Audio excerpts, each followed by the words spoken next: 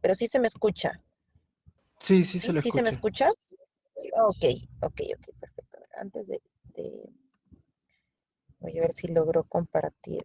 Ay, creo que voy a poder compartir mis diapositivas, chicos. Ya cargó. A ver, mejor, para poder ver el chat y así no. Ahora mejor, sí, mejor así. Ya. Como les comentaba, pues el día de hoy vamos a hablar de un tema muy importante, un tema que realmente pues tenemos que tenerlo en cuenta porque gran cantidad de pacientes vienen a la consulta de medicina interna cuando ustedes hagan su internado en el piso de medicina interna van a encontrar muchos pacientes con esas etiologías. Puede acompañar enfermedades crónicas, puede ser de inicio súbito, puede ser de curso progresivo, suele tener un tiempo promedio para nosotros pensar en esto, no es que con 2 días de deposiciones líquidas yo hablo de una diarrea crónica. ¿Cuándo sospechar en una causa infecciosa? ¿Cuándo sospechar en una causa farmacológica? ¿En qué momento yo ya pido una colonoscopía en una diarrea crónica? ¿Cuándo puedo solucionarlo yo como médico internista, como médico general? ¿Y cuándo ya debo pedir que el gastroenterólogo haga algo al respecto? Entonces, eso básicamente es lo que vamos a manejar el día de hoy. ¿Bien?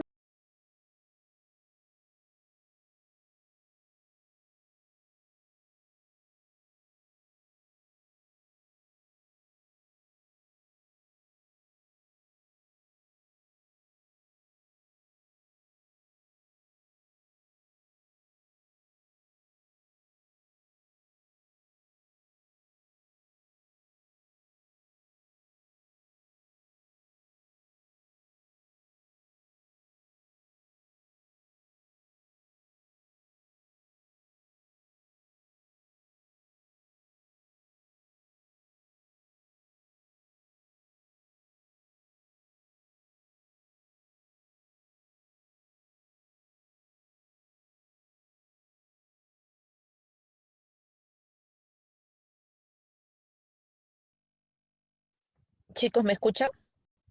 Recién, doctora. Ya. No, es que estaba cambiando por los audífonos. Ahora sí, mejor.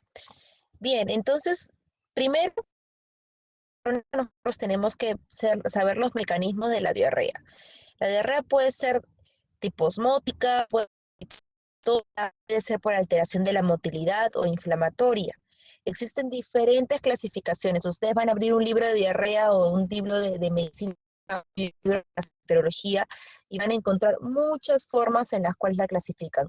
Lo importante es saber eh, cuándo es de origen osmótico o qué pensar cuando es de origen osmótico, cuándo sospechar en una secretora, cuándo inflamatoria. El resto de clasificaciones nos ayudan, ¿no?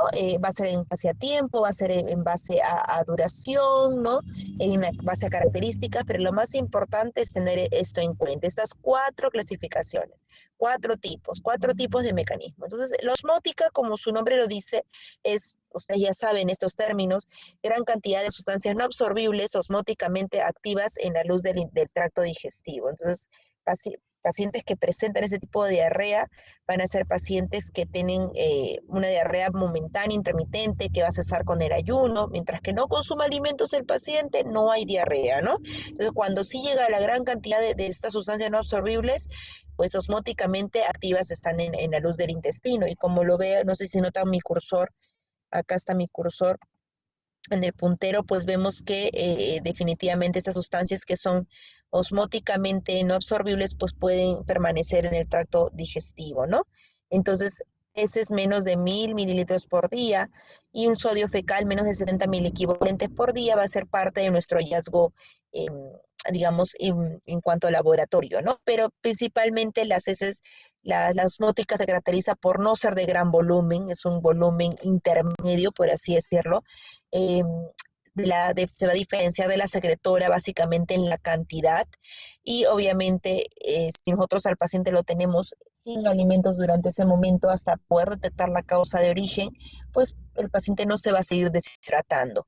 A diferencia de la secretora, donde sí hay una alteración en el transporte de iones por el epitelio intestinal, algún factor altera el epitelio y hace que el paciente pierda gran cantidad de líquido, ¿no? de transporte de todo esto, y esto hace que persista con el ayuno, no cede, a pesar de que el paciente no coma, persiste, el paciente con deposiciones acuosas y es de gran volumen, pierde prácticamente todos los electrolitos, se deshidrata fácilmente y puede llegar a una deshidratación severa e incluso con un shock, ¿no?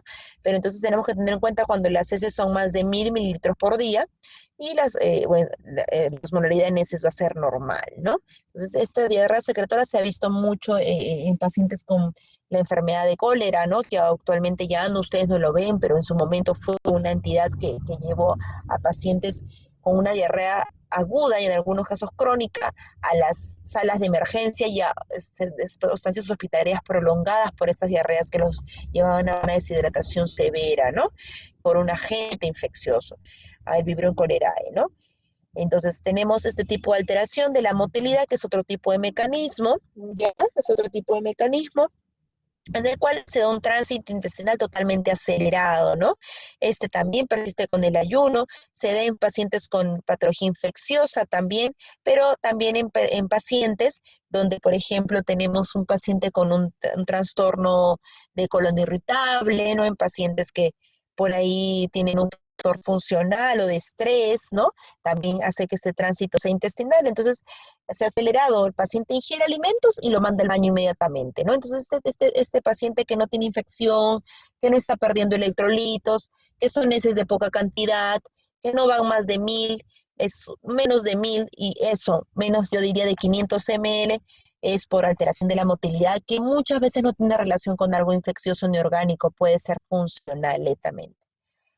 Finalmente, el inflamatorio, como ven acá en la imagen, tenemos un intestino dañado, un intestino, digamos, agredido, entonces tiene este intestino pierde la integridad de la mucosa, ya no es la misma integridad por diversos factores, ¿no? Pueden ser infecciosos, aquí entran las úlceras intestinales, pueden ser enfermedad inflamatoria intestinal, colitis ulcerativa, enfermedad de Crohn, y entre esto, pues, obviamente, como hay alteración y pérdida de la integridad intestinal, va a haber sangre, va a haber moco en las heces, va a persistir con el ayuno y puede haber en algunos casos hasta contenido purulento, ¿no? Infecciosas en pacientes VIH con infecciones de citomegalovirus, entre otros, o tuberculosis también, ¿ok?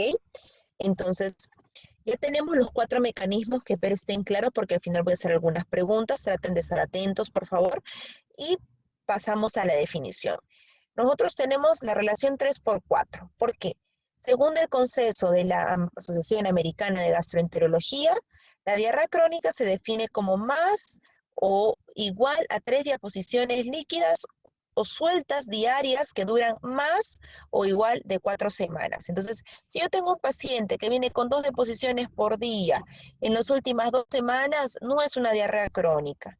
Podrá ser alteración en la motilidad, pero no es diarrea porque el consenso me dice que tienen que ser más de 3 deposiciones líquidas. Si viene con más de 3 deposiciones líquidas, pero lleva una semana de evolución, ¿qué tipo de diarrea será? ¿Alguno sabe la definición de diarrea agudo persistente? Los escucho. Cuando dura menos de 15 días, doctora, la diarrea aguda. Así es. Ahora se habla de diarrea aguda y de diarrea persistente más de 15 días en algunos casos. Otros te hablan de diarrea aguda hasta 7 días, de 7 a lo que viene persistente y más de 30 crónica, ¿no? Pero hay esas variaciones pequeñas. Lo importante es que ustedes sepan, pocos días aguda, más de 30 crónica. Menos de 30 puede estar entre agudo o persistente. La prevalencia de diarrea crónica en la población general en países desarrollados no está bien establecida. Afecta el 5% de la población aproximadamente, pero es un dato aproximado. En el Perú no tenemos una estadística en sí de cuánta prevalencia hay en esta entidad, ¿no? Definitivamente no es poco frecuente, es una de las principales causas del paciente que llega por la emergencia, ¿no? O por la consulta externa. Entonces, hablando de la etiología, recordar que en países en desarrollo como el Perú, a la cabeza van a seguir las infecciones crónicas bacterianas parásitos. También puede haber trastornos funcionales como la enfermedad de colon irritable, tolerancia a la lactosa y la enfermedad inflamatoria intestinal en menos frecuencia, pero también presente, como la enfermedad de Crohn y la colitis ulcerativa. En países desarrollados, europeos, Estados Unidos, Canadá, entre otros, tenemos como principal causa síndrome de intestino irritable. Acá lo funcional primero. Luego la enfermedad inflamatoria intestinal, ¿no? Colitis ulcerativa o Crohn. Luego los síndromes de malabsorción, ya los mencioné. Y finalmente, al revés que lo que sucede en el Perú, ya vienen las infecciones crónicas como pacientes con VIH con inmunocompromiso o tuberculosis, muy raro en el extranjero, pero ya en algunos casos, cuando se descarta todo, se debe sospechar. Dado esto, voy a hablar un poquito de cada una de las etiologías más frecuentes. Si nos vamos al extranjero, como mencioné, tenemos el síndrome intestino irritable, que es una enfermedad donde los síntomas pueden ser gastrointestinales y extraintestinales. Lo característico acá, un dolor abdominal, hábitos intestinales alterados, puede haber diarrea, puede haber estreñimiento y se relaciona mucho con episodios de estrés. El paciente dice, he estado con una carga laboral muy fuerte y de pronto he empezado a ir al baño después de cada vez que comía. ¿Cuánto, señor? 3 veces al día, máximo 4. Esas diarreas no son profusas, no son de gran volumen, ojo. Si viene una diarrea de gran volumen y profusa, yo no voy a sospechar un síndrome intestino irritable. ¿Ok? Las características, heces sueltas, poco volumen, como les dije, y ocurren durante las horas de vigilia. Esa diarrea que despierta a un paciente en la madrugada no es colon irritable. Podrá ser todo menos colon irritable, incluso antes de pensar eso. En algunos casos se da un síndrome intestino irritable postinfeccioso en la recuperación del Clostridium difficile, que es una bacteria que se da en pacientes hospitalizados, en pacientes que tienen alguna enfermedad de fondo, ¿no? Entonces, una diarrea de gran volumen, heces sanguinolentas, diarrea nocturna, heces grasosas, no están asociadas a esta entidad, ojo, y sugieren siempre una enfermedad orgánica, que yo tengo que buscar hasta encontrar. De lo contrario, sí podría estar frente a esta enfermedad. ¿Ok? Entonces, ¿cómo es mi diagnóstico diferencial entre lo que es estreñimiento y diarrea? Porque también esto se puede dar en un cáncer de colon, pero ¿cuál sería la diferencia entre los dos? Que en el cáncer de colon va a haber pérdida de peso, va a haber sangrado rectal, va a haber anemia, en el colon por enema, que es un examen imagenológico, va a haber signo de la mordida de manzana, puede haber una lesión neoplásica confirmada por histología. Digamos que hay más compromiso sistémico, más por compromiso orgánico, eliminación de moco, pujo, tenesmo, fiebre. Eso no va a haber en el colon irritable y eso más o menos nos tiene que hacer pensar entre una entidad orgánica, que sería el lado opuesto, y un síndrome intestino irritable y no dejar pasar un cáncer pensando que es un colon irritable. ¿Ok? ¿Qué medicamentos nos predisponen o pueden hacernos pensar en una diarrea crónica? Tenemos muchos medicamentos, ¿ya? Pero a la cabeza tenemos la metformina.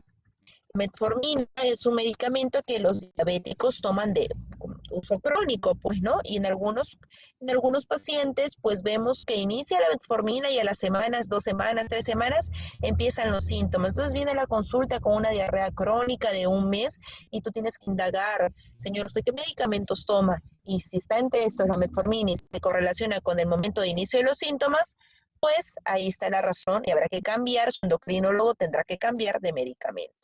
¿Qué otras causas? La enfermedad inflamatoria intestinal, tenemos como mencioné la enfermedad de Crohn, que puede afectar todo el tracto digestivo, desde la boca hasta la región perianal. La diarrea, el dolor abdominal, la pérdida de peso, síntomas sistémicos, manifestaciones clínicas, se dan en pacientes con afectación de ilion, de iliocolon y de colon en esta enfermedad, pues que en nuestro país es infrecuente, pero también está subdiagnosticado. Quiere decir que si no lo pensamos, nunca lo vamos a diagnosticar, como en otros países. ¿Ok? Por otro lado, tenemos la colitis ulcerativa. Esta colitis ulcerativa se puede dividir en leve, moderado, severo. Es una enfermedad, como su nombre lo dice, que genera úlceras en el colon, una inflamación del colon. Puede afectar el recto, puede afectar el sigmoides. Hablamos de una proctosigmoiditis o colitis izquierda, donde puede haber pues una característica de una enfermedad más leve, ¿no? Cuanto más avanza, puede haber una colitis moderada, donde haya una colitis del prácticamente afectado todo el colon, donde puede haber ese sanguinolento, dolor abdominal y fiebre. Y la grave es cuando ya pues hay afectación de todo el colon, como en la imagen ven, múltiples úlceras, mucha fibrina, sangrado, deposiciones muy frecuentes, con moco, con sangre, fiebre, hasta 39 grados y hemorragia, ¿no? Entonces la rápida pérdida de peso también te lleva a pensar en esto y el estado nutricional deficiente, ¿no? Definitivamente un paciente con diarrea con sangre, moco y sangre, pues hay que pensar en esta entidad, aunque no es tan frecuente, hay que sospecharla, sobre todo en un joven, un adulto de edad media, ¿no? Como recapitulando un poco la diferencia entre estas dos entidades, entre colitis ulcerativa y enfermedad de Crohn, es que la colitis ulcerativa, como su nombre lo dice, empieza por el recto y luego se extiende aproximadamente hasta el ciego. En enfermedad de Crohn, 50% respeta el recto, porque sí es cierto que hay Crohn de colon, ¿no? Pero van a respetar el recto y cualquier tramo del tracto digestivo, sobre todo el ilion terminal o colon derecho, ¿ok? Entonces acá se afecta el ilion, el intestino delgado. En la colitis, no. La macroscopía, ¿cómo es la afectación? ¿Cómo nosotros vemos endoscópicamente la afectación del colon? En la colitis es una afectación continua. En la enfermedad de Crohn es segmentario, ¿no? Un segmento sí, un segmento no. Un segmento sí, un segmento no. En la macroscopía del colon, en la colitis ulcerativa, es una pared adelgazada, la mucosa granular con úlceras, había pseudopólipos, úlceras superficiales. Y en otro caso tenemos una pared engrosada, una mucosa de aspecto en empedrado, úlceras profundas con fístulas y fisuras. La afectación en la colitis suele ser más superficial de la mucosa y en la de Crohn transmural. El infiltrado inflamatorio pues es inespecífico, acá pueden haber granulomas no caseificantes, diferente a la tuberculosis que es caseificante, ojo, 50%. ¿Ok? Pueden haber abscesos crípticos en la colitis y acá puede haber agregados linfoides. En la clínica tienes diarrea, sangrado, tenesmo. Acá hay más sintomatología, fiebre, diarrea, dolor abdominal, masa palpable, tabaco lo empeora. En el caso del tabaco en CU se ha visto que sí hay un factor de mejora, pero igual pues hay que valorar riesgo-beneficio. El paciente va a indicar que fume, pero en realidad el tabaco lleva otros problemas de fondo, entonces hay que ver bien eso. No toda colitis ulcerativa le voy a decir que fume, tengo que ver bien el trasfondo de cada paciente. Las complicaciones, megacolon tóxico, perforación, malignización, la asociación con pioderma gangrenoso, con la colangitis esclerosante, mientras que en la Crohn tenemos obstrucción, las fístulas perianales, el tema nodoso, hasta cálculos de oxalato como asociaciones extraintestinales. Acá la colectomía se hablaba como curativa, hoy por hoy una colitis ulcerativa o famosa CU no va a una colectomía. Hay muchos tratamientos que pueden recuperar el colon del paciente y hacer que viva muchos años, pero con un seguimiento de, digamos, mensual, cada 6 meses, luego anual, pero con un tratamiento, pues, que ya vamos a hablar.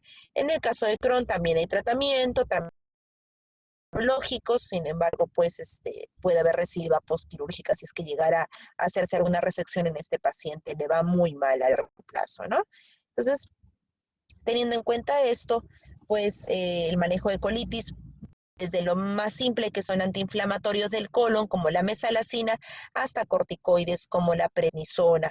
En casos de un brote sistémico que lo lleva el paciente a la emergencia, se podrá dar corticoides endovenosos por 7 a 10 días, va a dar respuesta a los 3 días. Si no hay mejora, tenemos otras opciones como ciclosporina, y si no mejora, biológicos como los anti-TNF, infliximab, antiintegrinas, entre otros, que es otro cantar y es mucho más largo, ¿no? Pero es bueno que sepan o al menos algo general de esto. En el caso del Crohn también tenemos corticoides locales como la budesonida o esteroides sistémicos, también se puede dar en el caso del tipo de Crohn y la afectación. En Crohn de colon sí se puede dar mesalazina, también se puede dar corticoides. En Crohn de intestino tenemos corticoides sistémicos. En esófago también puede haber Crohn de esófago. Recuerden que la afectación puede ser de la boca hasta el ano. ¿Ok? Y acá es muy famoso las fístulas, así que tenemos que tener en cuenta el antibiótico que puede ir asociado en estos casos. Bien, acá un poco de los medicamentos que están asociados a diarrea. Ya ustedes después van a leer con tranquilidad cada uno, pueden buscar en el UpToDate donde va a salir todos los fármacos que tienen una relación directa con las diarreas. A nivel cardiovascular tenemos los antiarrítmicos, la digoxina, la quinidina, los antihipertensivos, los angiotensina, ¿no? Los bloqueadores de angiotensina, receptor de angiotensina 2, tenemos los beta bloqueadores, Tenemos más de lo que ustedes piensan. Entonces es bueno conocer si cuando viene un paciente con polifarmacia, viene a la consulta, yo tengo que preguntarle qué medicamentos toma y si no hay otro origen de la diarrea o me parece que no va asociado a un tema infeccioso, tengo que buscar en mi librito si este medicamento tiene efectos adversos y si esta diarrea inició conjuntamente con el medicamento. Bien, la colitis microscópica, como ven, es un hallazgo pues muy sucinto, no se ve como en la colitis ulcerativa úlceras, a veces pasa desapercibido, es solo tomando biopsias del colon, así que es una entidad que es muy, muy, muy difícil de diagnosticar, pero que en casos donde tú ya has estudiado todo, ya lo pasas al especialista, el especialista lo que va a hacer es tomar biopsias de todo el colon por diarrea crónica ante la sospecha de estas entidades más raras. Único diagnóstico por biopsias. Bien. Síndrome de malabsorción, tenemos la absorción deficiente de los nutrientes, por ejemplo, pues en defectos congénitos desde niños. Señora, ¿desde cuándo su hijo presente, desde los 2 años de vida, desde el nacimiento, nunca tuvo una buena digestión? Ya partimos por un defecto congénito. Defectos adquiridos, Crohn, enfermedad celíaca o después de una resección intestinal también. Digestión de nutrientes deteriorada, por ejemplo, insuficiencia pancreática exocrina. Yo tengo que preguntar mucho en las manifestaciones clásicas, ¿no? Como heces pálidas, grasosas, que flotan, ¿no? En el inodoro, voluminosas, malolientes y una pérdida de peso a pesar de que el paciente come. Yo tengo que pensar en un síndrome de mala absorción y para esto, pues, los trastornos que conocemos o más frecuentes son la intolerancia a la lactosa, que probablemente acá un paro, si son 100 alumnos, 130, por lo menos un 10, menos del 10, 5 al 10% lo sea, porque es más frecuente de lo que pensamos. La pancreatitis crónica, que es muy infrecuente, pero que está asociado con una insuficiencia definitivamente de nutrientes. La enfermedad celíaca, que es la famosa intolerancia o, claro, intolerancia al gluten. El sobrecrecimiento bacteriano, que es cuando crecen microorganismos negativos o los famosos, la microbiota se altera a nivel de intestino, abriendo un desbalance entre la flora buena y mala, que genera SIBO o sobrecrecimiento de las bacterias malas, por así decirlo. Y esto se da en pacientes con polifarmacia, que se automedican con antibióticos, que han estado con procesos de estrés o infección muy severos, y se trabaja o se trata también con un tipo de antibiótico distinto, que es no absorbible como la rifaximina. Bien. En postcolecistectomizados también puede haber una presencia, una diarrea, pues porque hay exceso de los ácidos biliares hasta que en ausencia de la vesícula, pues la bilis drena directamente y más continuamente al intestino delgado. Y esto puede superar la capacidad de reabsorción del ileón terminal y pues esto puede conducir a una diarrea, ¿no? Esto suele pasar al año y medio de la colecistectomía, pero en el caso de pacientes que es muy a menudo los síntomas, son muy a menudo los síntomas, le puedo dar resinas de unión de ácidos biliares a la escala como la colestiramina o colestipol. ¿Okay? Infecciones crónicas, como les mencioné, pues en pacientes sobre todo VIH, un paciente que viene con una diarrea crónica de un mes, ¿no? Y veo ahí algo raro en lectoscopía, uno ya, como dice, sospecha desde que ingresa por la emergencia, yo le pido VIH y sale positivo y al final pues es una infección persistente por Aeromonas, por Campylobacter, por Giardia, por Ameba, por Cryptosporidium, que es muy frecuente en VIH, enfermedad de ciclospora, Clostridium difficile en pacientes con colitis ulcerativa. O sea, si hay un factor de riesgo, como viajes, VIH, antibióticos y consumo de agua potable potencialmente contaminada, yo tengo que pensar que esa diarrea crónica puede tener un origen infeccioso. En nuestra realidad peruana, ¿no? Varía de acuerdo a cada lugar. La Yardia es uno de los microorganismos más frecuentes que tenemos en nuestro país, afecta a uno de cada 7 niños menores de 10 años, ¿no? A uno de 4 miembros de una familia con infección.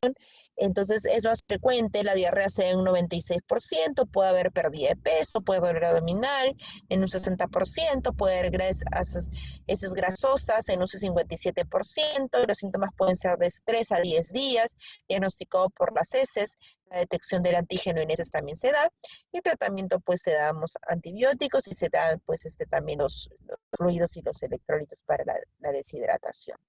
La TBC enteroperitoneal es más frecuente de lo que piensan. Cuando ustedes llegan al internado se van a poder dar cuenta de que sí, es bastante frecuente aún en nuestra población a pesar de todas las medidas higiénico-dietéticas que se están dando. Lamentablemente es, y su tratamiento es difícil, su diagnóstico es difícil, pero una vez que se trata, el paciente puede recuperarse. Ya un 90-95% tener una vida futura. Entonces, el dolor abdominal tipo cólico hincada puede estar en esta diarrea por TB intestinal. La diarrea se va a dar en un 18-65% en formas ulceradas y el estreñimiento también se puede dar un 13-24% en formas hipertróficas. Puede haber incremento de alimentos, calma con el vómito y con la evacuación intestinal, pero eso también se puede asemejar a una neoplasia, ¿no? En un paciente, sobre todo en un inmunosuprimido, ¿no? Otras manifestaciones, anorexia, febrícula, baja de peso. La TB peritoneal, el peritoneo, tiene manifestaciones más sistémicas, ¿no? Puede haber dolor, pero también puede haber ascitis, que es el signo más frecuente de las exudativas, y el 25% de las formas infiltrativas no permiten detectar ascitis, sino más bien el signo del tablero de ajedrez, ¿no? Imagínense un tablero de ajedrez igualito, de la misma forma en el abdomen, ¿no? Se dibuja tal cual. Entonces, en evaluación me importa saber muchas cosas dentro de la historia clínica, todo acerca de las características de las heces. Desde la frecuencia, consistencia, olor, color, si se acompaña de algo, si se aumenta con algo, si se incrementa después de alguna actividad, si por la noche, por el día, todo el día, cuántas al día. Todo eso, aunque ustedes digan qué desagradable, gastroenterología o el que le guste esta especialidad va a tener que amar esto, el preguntar todo acerca de la parte, digamos, anamnesis de las características de las heces en una diarrea crónica, porque en eso está la clave, en eso está lo que yo le voy a pedir después, lo que yo voy a solicitar en el paciente, ¿ok? Entonces, eso si lo tenemos claro, ganamos.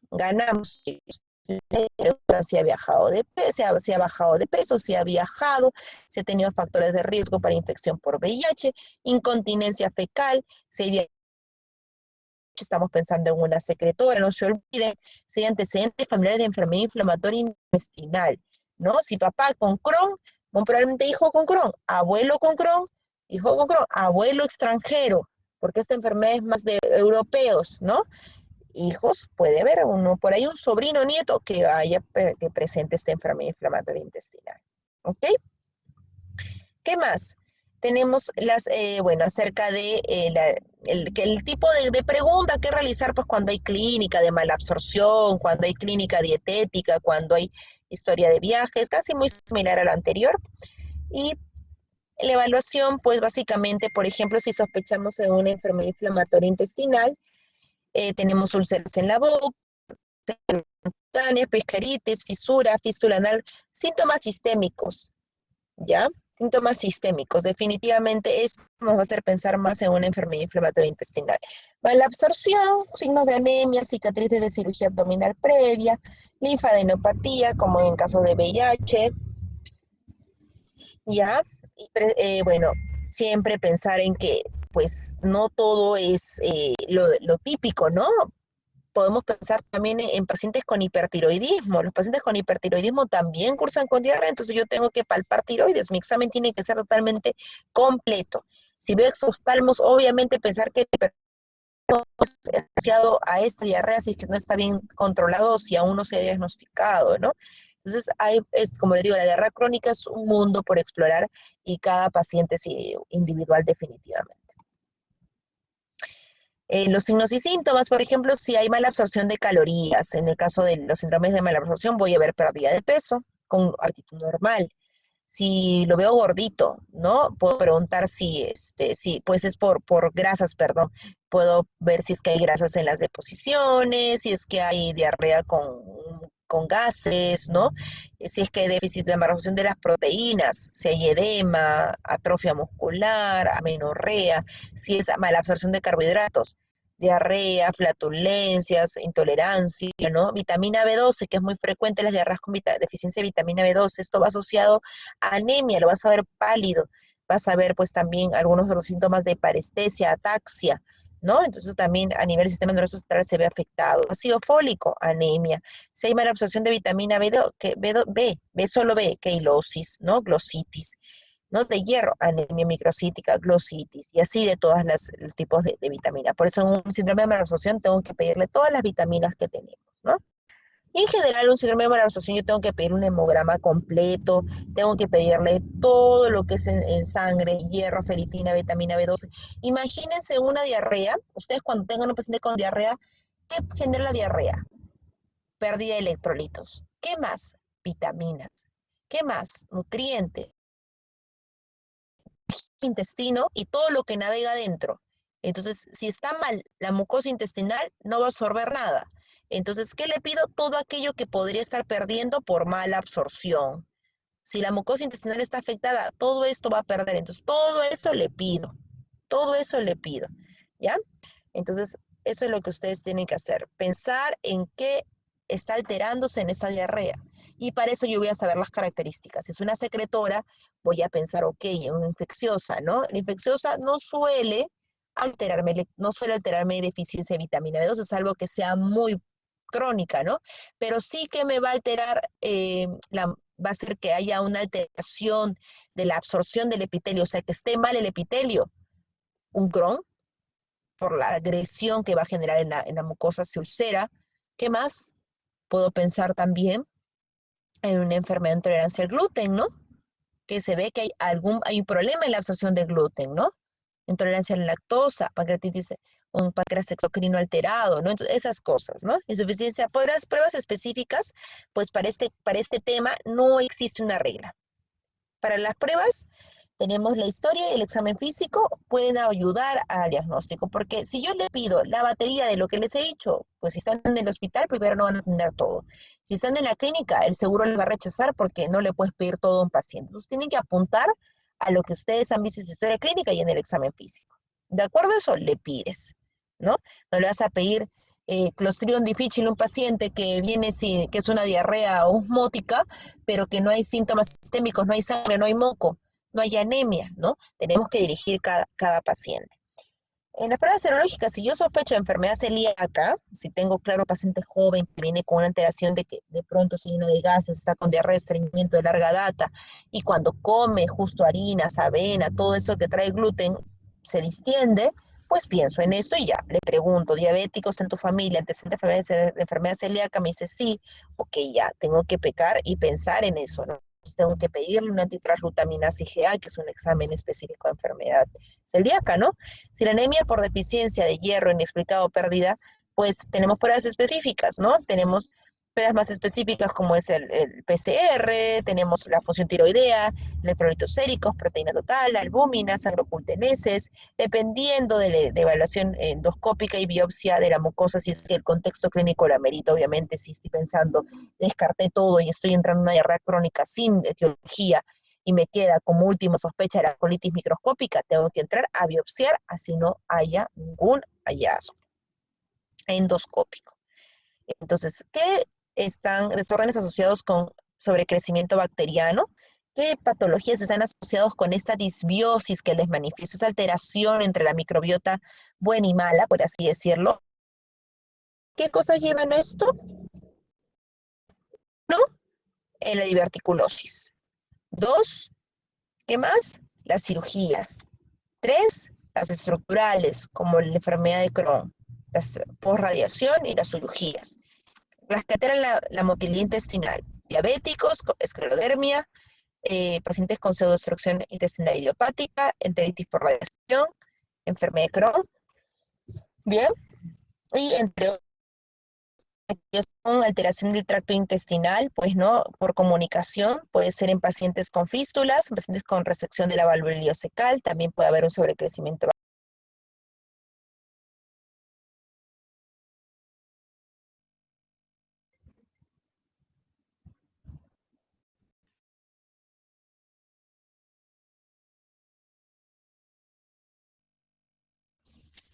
En el caso de la diarrea inflamatoria o infecciosa, chicos, ¿me escuchan? ¿Están ahí? Sí, doctora, sí, escucha. Sí. Ya. En el caso de la diarrea inflamatoria o infecciosa, en la que se,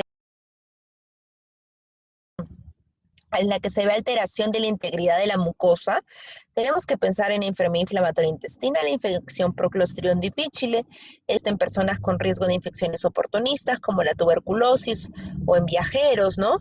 El diagnóstico de esta diarrea inflamatoria o infecciosa es en algunos casos con sigmoidoscopía o colonoscopía, básicamente para ingresar y tomar biopsias porque se sospecha que el Clostridium genera alteración en la mucosa del colon y eso se va a ver por medio de la colonoscopía. Pero también hay marcadores de inflamación que nos permiten llegar al diagnóstico como el PCR y el BCG. En el caso de la proteína fecal tenemos que es una proteína de fijación del zinc y calcio que deriva principalmente de los neutrófilos y monocitos y que se ve muy, muy elevado en la diarrea inflamatoria. En el caso de la cetorrea, pues un patrón de oro para pensar en que hay una estimación cuantitativa de la grasa en heces y eso se da en pacientes con mala absorción también. Igual diferencias entre la diarrea osmótica y secretoria, ustedes ya escucharon al inicio, el volumen, la cantidad, el tiempo en el que se presenta, la osmolaridad. Las causas de diarrea crónica, tenemos diarrea osmótica, diarrea secretora, ya hemos visto que la diarrea osmótica va con laxantes osmóticos, aquella que se produce por mala absorción de hidratos de carbono. En la secretoria tenemos vastocontoxinas bacterianas, mala absorción de ácidos biliares, enfermedad inflamatoria intestinal, colitis microscópica, divertículos, entre vasculitis y otros, ¿no? Diarrea inflamatoria, tenemos la enfermedad inflamatoria intestinal también, entre otras que afectan la integridad de la mucosa, ¿no? Y esta torrea, por ejemplo, cuando tenemos pacientes con mala absorción, ¿no? Que ya lo hemos visto. Medicamentos también, ya hemos visto algunos mecanismos y fármacos, ¿ok? Hay otro tipo de clasificaciones, pero ya tenemos que tener en cuenta que la diarrea secretoria es gran volumen, osmótica poco volumen, inflamatoria transgresión de la integridad de la mucosa y esteatorrea en casos de mala absorción, ¿ok? Este es un algoritmo que nos permite pues ver el diagnóstico desde la historia clínica en el paciente con diarrea crónica. Recuerden que acá el pilar, lo más importante es tener una buena anamnesis. Si nosotros desde que llega el paciente realizamos una buena anamnesis, el tiempo de enfermedad, cuándo inició, si esto inició recién o ya tiene años con esto, si ha sido de forma intermitente, si es que lo despierta en la noche, si es que es durante el día, si es que hay tenesmo, si es que hay fiebre, ¿no? Si es que hay algo más que nos asocie con una mala absorción, ¿no? Esteatorrea, qué come, qué ingiere el paciente, si ha habido una alteración, si ha habido mucho estrés recientemente. Todo eso tiene que estar en la historia. Luego el examen físico, que es principal, en pacientes pues con pérdida de peso, ver bien palpar masas, adenopatías, ver si es que hay algún tumor palpable, tiroides, ¿no? Extremidades, si hay edema, hacerle un tacto rectal si es que ha presentado algún antecedente de sangrado, ver si hay melena, hematoquesia o rectorragia. Los laboratorios que van a ser muy, muy específicos de acuerdo a cada paciente, pero lo que nunca debe faltar son los 4 básicos que siempre mencionan mis alumnos. El hemograma, que va a incluir tu hemoglobina, tus leucocitosis, tu plaqueta, tus exámenes definitivamente en estos pacientes, ir sí o sí de cajón, examen de heces, ¿no? De preferencia un coprocultivo, un parasitológico y un coprofuncional de cajón. Y si hay sospecha o hay anemia, un TB, no un asociado, ¿ok? El resto puedes ir pidiéndolo de acuerdo a cada entidad de sospecha. Bien, entonces nosotros tenemos que ir viendo de acuerdo a cada caso que le pedimos, pero de rutina ya saben cuáles son, ¿no? Ver también si hay deshidratación, los electrolitos para reponer aquello que pierda el paciente durante su estancia. ¿Ok? Muy bien. Este es un algoritmo que nos habla un poco más de cómo actuar en cada tipo de diarrea, por ejemplo, la secretoria, en la diarrea osmótica, cómo actuar en la diarrea inflamatoria, cómo actuar en la diarrea por mala absorción, ¿no? Cada tipo de diarrea nos va a permitir algún tipo de examen diferente, ¿no? En el caso, por ejemplo, nos vamos a la osmótica, ¿no? Básicamente, pues sabemos que hay que pedirle examen de heces, tenemos que descartar si hay sangre oculta, si es que también hay presencia de grasa o si las heces flotan, también eso nos va a ayudar a diferenciar. En la secretoria, como sabemos que es infecciosa, tenemos que pedir sus exámenes de heces también, ¿no?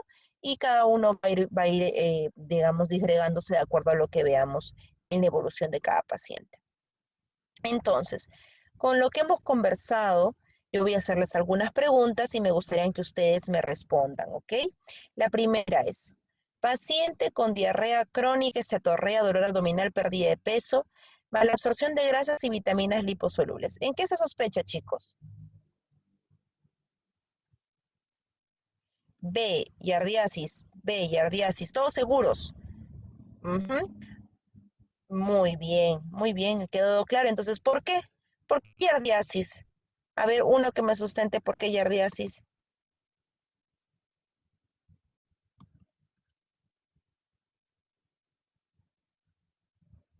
¿Mm? ¿Hola? ¿Se fueron?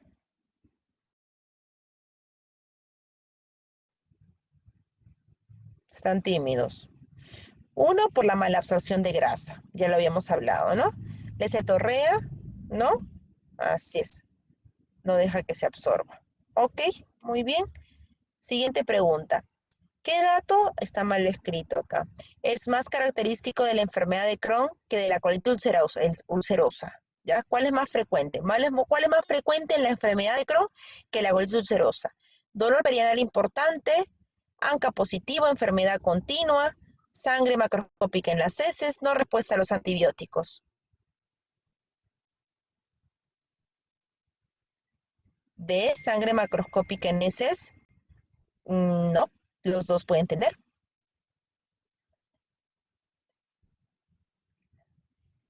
Enfermedad continua, no, en Crohn es discontinua. A, dolor perianal importante por las fístulas.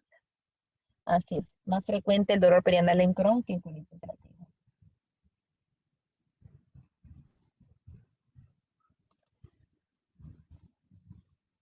Muy bien, mujer de 40 años, procedente de Tarapoto, que presenta desde hace 4 meses cambios en el ritmo evacuatorio con episodios frecuentes de dolor abdominal en hipogastrio que se alivian luego de eliminar heces y gases. ¿Cuál es la principal posibilidad diagnóstica? Parasitosis, obstrucción parcial del intestino alto, obstrucción parcial del colon descendente, obstrucción por Bezoar, colon irritable.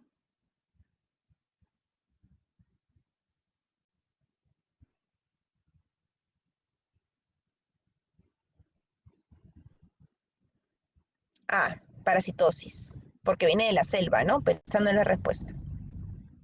E, colon irritable. Así es, estos dolores ya vienen 4 meses, así es, se alivian con eliminar los heces y los gases, así es la E, muy bien. Varón de 58 años con 6 meses de hiporexia y baja de peso. El abdomen está blando, dolor distendido, doloroso, distendido, ruidos hidrarios disminuidos, a la percusión, áreas de matidez y timpanismo. ¿Cuál es el diagnóstico probable? A, cáncer intestinal complicado, parasitosis intestinal, ileitis terminal, enfermedad de Crohn y tuberculosis enteroperitoneal. Tiene hiporexia, pérdida de peso, 6 veces. Cáncer intestinal, no, no es. E, tuberculosis, sí, así es. Por la matidez, ¿no? Matidez es igual que líquido, ¿no? Y lo otro, que el cáncer de intestino delgado es bastante poco frecuente. Si fuera cáncer de colon, quizás lo sospecharía, ¿no? Así es tuberculosis. Muy bien, chicos. Bueno, eso es todo por el día de hoy. Espero que haya sido útil, que al menos los ayude un poco a discernir entre las diferentes patologías. Es un tema amplio. Les sugiero que lean, que apliquen sus conocimientos. Definitivamente cada una de las patologías que se ha hablado hoy día se van a ir disgregando durante la rotación, pero al menos ya tienen un concepto general de todo y cuándo sospechar y qué solicitar principalmente y cuándo referir al especialista en gastroenterología, ¿no? Cuándo ser oportunos en eso, no esperar a que el paciente esté en un estado ya más avanzado para poder llegar a un diagnóstico definitivo. ¿Ok? Muy bien, chicos, ¿alguna pregunta? ¿Todo claro?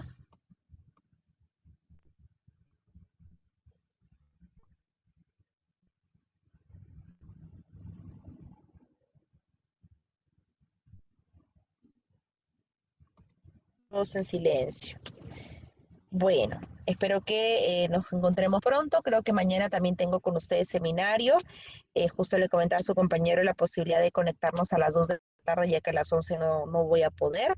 Así que mañana nos estamos viendo. Bien, un fuerte abrazo y buen día para todos. Gracias. Chao, chicos. Hasta luego, chicos. Gracias a ustedes. Gracias por su atención. Chao, chicos.